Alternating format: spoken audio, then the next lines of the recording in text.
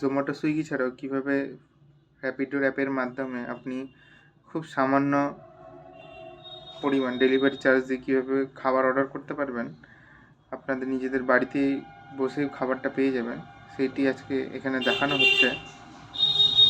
প্রথমে play store খুলে নিলাম।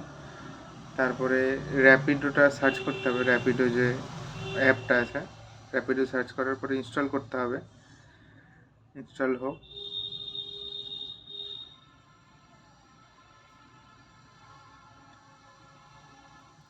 ইনস্টল হওয়ার পরে ওপেন করে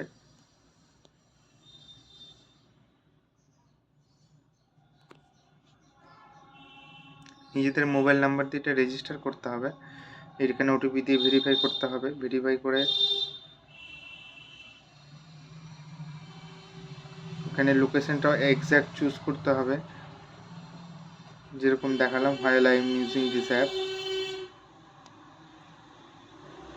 তারপরে এখানে পার্সেল অপশানটা চুজ করে নিয়ে আবার দেখিয়ে দিই, এখানে পার্সেল অপশানটা চুজ করতে হবে। যে উপরে দেওয়া আছে পার্সেল, এখানে pick up and drop location দিতে হবে।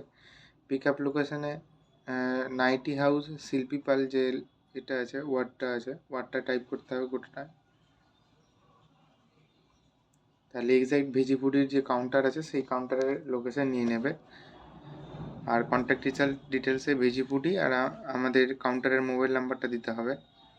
যে কনফার্ম পিক আপ আর ড্রপ লোকেশান, আপনার বাড়ির যে কারেন্ট লোকেশান আছে সেই লোকেশানটা দিয়ে অ্যাড্রেসটা দিয়ে দিতে হবে।